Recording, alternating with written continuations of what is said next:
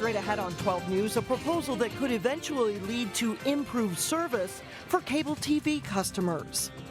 Then, remembering a longtime soccer coach who impacted hundreds of area youth. But first, a hot topic with no easy answers: improving policing among communities of color. 12 News starts right now. Hello and thanks for joining us. I'm Alexandra Renslow. And I'm Mike Johnson. Recent officer-involved shootings across the country have deepened divides between law enforcement and communities of color. But efforts are being made by local police and social activists to help bridge the gap. Delane Cleveland joins us now to explain. Delane? Mike and Alex, Wednesday evening at the University of St. Thomas, Plymouth Public Safety Director Mike Goldstein joined other prominent people for a candid public forum on public safety and racial justice. Good afternoon and welcome to the University of St. Thomas School of Law. There's no easy answer on exactly how to improve the relationship between police and communities of color. Our goal tonight is not to reach consensus, but to listen and learn from each other. But Wednesday night at the University of St. Thomas, prominent local figures tried. The list of speakers included the Minneapolis NAACP president. We have to dissect and unpack the systemic issues that have led to a crisis in policing in the United States. The Hennepin County attorney. We can talk about prior grievances a lot, and that helps to set the stage. But sometime in this discussion, we need to talk about what we're doing going forward. And Plymouth Public Safety Director Mike Goldstein. Minnesota is the only state in the country that requires a college degree for its police officers, and the training standards within this state are further advanced than one you'll find in many other states across this great country. Goldstein's information may be accurate, but as some here would point out, when you are dealing with an enforcement agency with a majority culture and a minority culture with a history of great disparity, that is not a conversation that people enter into equally. It doesn't fully solve the problem of how police interact with people of color. In places like Minnesota, we are behind the ball in terms of taking these issues seriously and understanding that what is happening within communities of color represents a serious crisis. Ultimately, the different sides involved didn't come to a consensus, but the hope is that it was a step forward in reaching common ground. What I hope is that we can take the conversations that we're getting through this interaction to provide a better future than what we have today. Well, the forum drew a few hundred people, most of whom were white. And when the crowd was asked for a show of hands as to who thought they had been stopped unjustly by police, almost all of the hands were black. Mike. All right, thank you. A neighbor leaving for work helped get Brooklyn Park firefighters to the scene of a fully involved garage fire. The neighbor's actions may have helped save the home. The fire broke out shortly after 5:30 Thursday morning in the garage of a home in the 7800 block of Unity Avenue. Firefighters were able to prevent the flames from spreading to the home, which did sustain some heat and smoke damage. A double garage was recently added to the home, but it remains unclear how the fire started. Competition for cable TV is closer to reality in the northwest suburbs. A proposed franchise agreement with CenturyLink will go to local cities after action by the Northwest Suburbs Cable Communications Commission. The area is already served by Comcast, but now the 9 cities in the commission will have a chance to comment on the proposed agreement that would bring in competition. Residents have been asking us for the last several years that they would like to see some type of landline competition in traditional cable services. So this is a step in the right direction, and so it will be at some point CenturyLink would compete directly with Comcast. Minneapolis and several suburbs have already approved franchises with CenturyLink. Brooklyn Park could be getting a first-of-its-kind CVS drugstore. The Rhode Island company is proposing a smaller test trial store for the northwest corner of Noble and Oak Grove Parkways. The proposed store abuts residential homes and would be across the street from Woodland Elementary School. CVS typically has stores about 12,000 square feet in size. This one would be 9,000 square feet. The Brooklyn Park Planning Commission is recommending approval. A Canadian fixture is planning a move south of the border into Brooklyn Park. Tim Hortons is planning a store at 85th and Xylon Avenues. It would tear down a former gas station there and construct a new building. Timmy's, as it's known, is the largest fast food restaurant chain in Canada and is known for its coffee and donuts. This would be the first Tim Hortons in Minnesota. The Minnesota soccer community is mourning the loss of a former Champlin Park boys soccer coach and a man credited with introducing soccer to hundreds of area youth. He had so much knowledge in the game, and his passion and desire was definitely something that he had. Gavin Pugh died earlier this week after being diagnosed with ALS, or Lou Gehrig's disease, about 3 years ago. He was 37 years old. 12 News did a story with Pugh last year as he was battling the disease. Pugh was originally from Wales, and since arriving in Minnesota more than a decade ago, he coached youth soccer, and he co-founded an organization devoted to educating youth soccer coaches. It wasn't about winning and losing with Gavin. It was about the experience that kids had playing the game of soccer. I mean, it's the fastest growing sport, probably the most participated sport in the United States, and just the impact he had in Minnesota alone was amazing. Pugh leaves behind a wife and 2 kids. The funeral will be held Friday morning at Christ Lutheran in Blaine.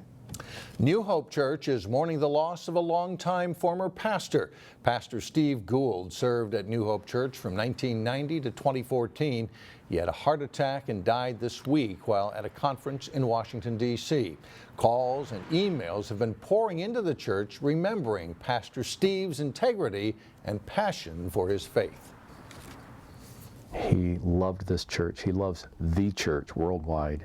And I think what makes him so earnest and sincere in that is his just humble love for the Lord Jesus. The memorial service will be at New Hope Church next Wednesday at 2 p.m. The church is expecting an overflow crowd of more than 2,000 people to attend the service. Coming up, a Robbinsdale gardener copes with road construction by building a front yard oasis. And then later in sports, Cooper and Armstrong get set to renew their rivalry on the football field. But first, a chance for a thunder shower Friday morning, then peaks of sun by the evening. We'll be right back. Each year, the Robbinsdale Diggers Garden Club gives out the prestigious Millie Hisey Award. And the honor is named after a longtime garden member. And reporter Sonia Goins has more in today's In the Garden. I love being outside every day for 5, 6, 8, 10 hours. 80-something-year-old Millie Hisey has been gardening for a good part of her life. Probably about 1960.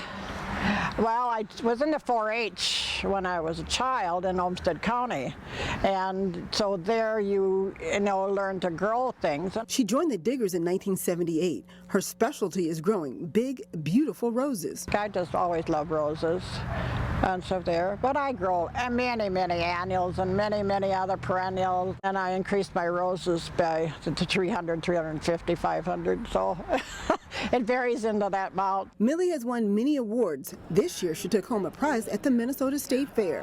One of the big ribbons at the State Fair with a little one called Bee's Knees. She hopes the Millie Hisey Award inspires others to get their hands dirty. I think beautification is really a good idea for every community. This year's winner is Linda Kemper.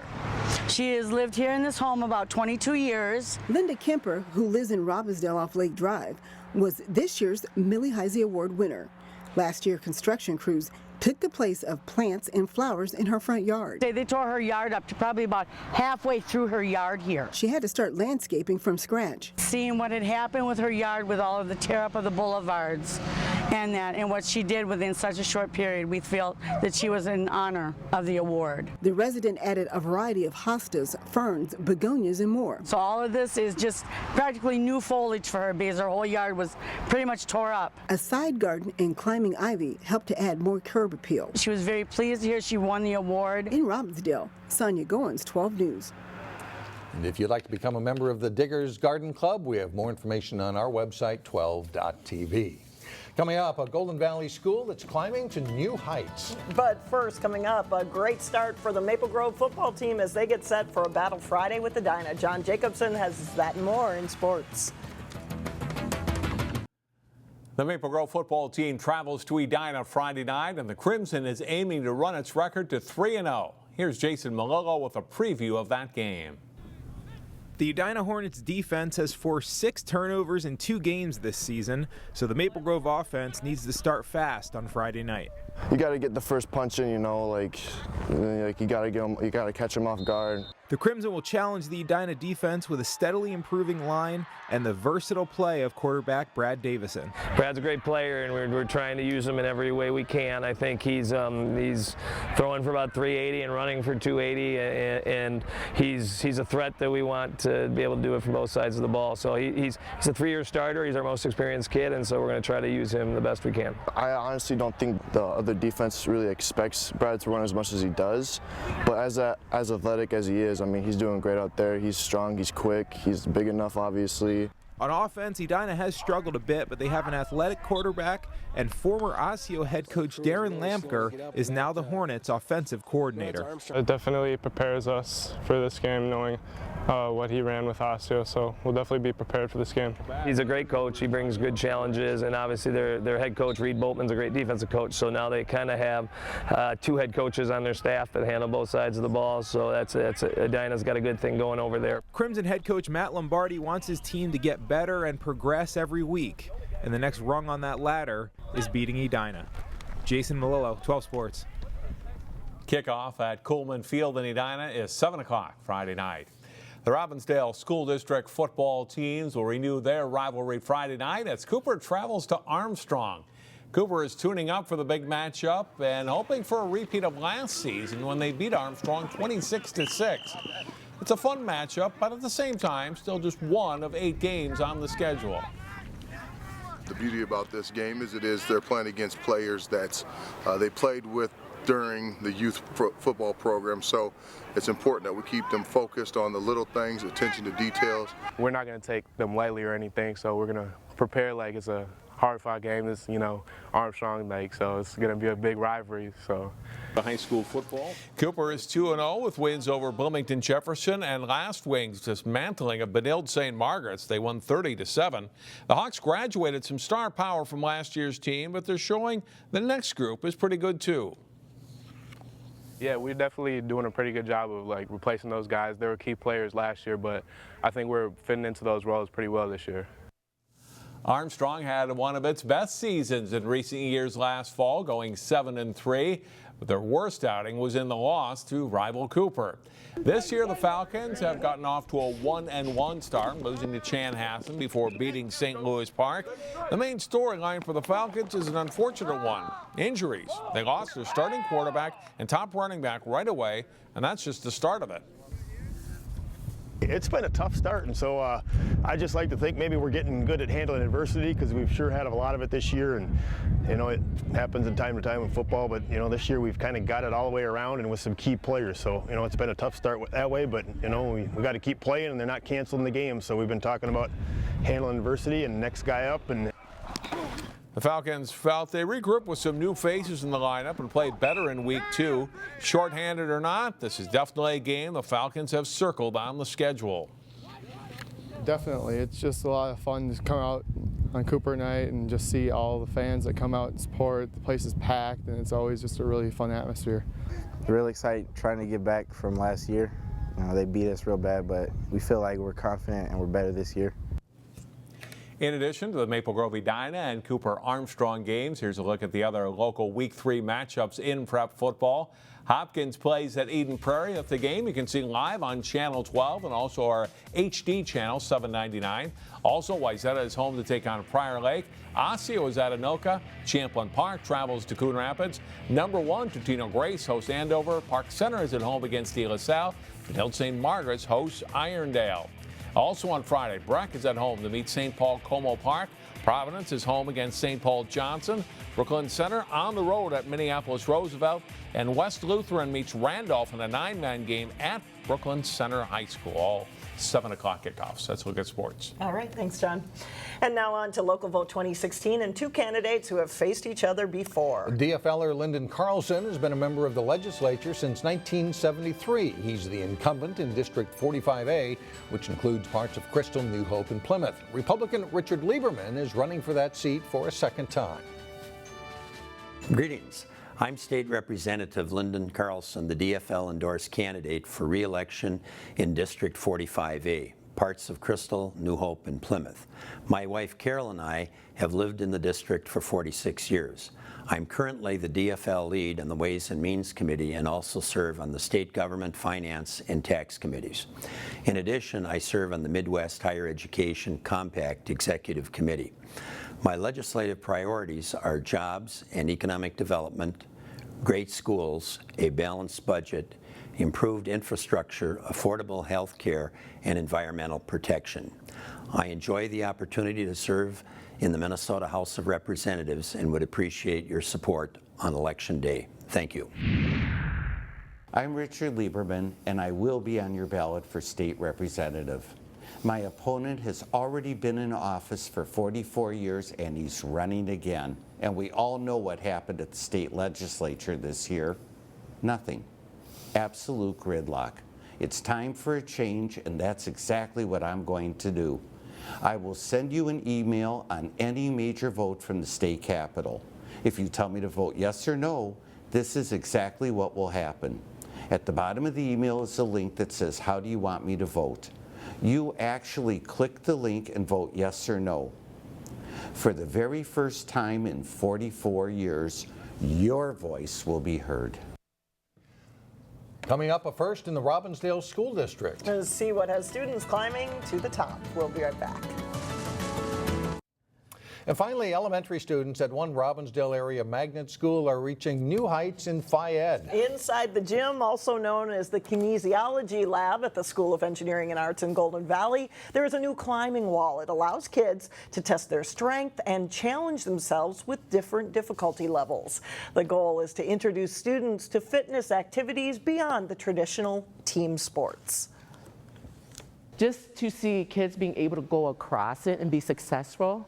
And the first time that they try it, you know, a lot of them are hesitant. We're like, well, what if I fall? And it's, you know, we're like, it's okay to fail. It's okay to make mistakes. You just get back up and figure out how you can do it differently next time. The climbing wall is the Robbinsdale District's first, and it was purchased through the Box Tops for Education program. Yes, and for the record, there is a mat underneath in case they fall. So soften the blow a little bit. That's all the news for us. Thanks so much for joining us. And we will see you back here again Friday starting at 4.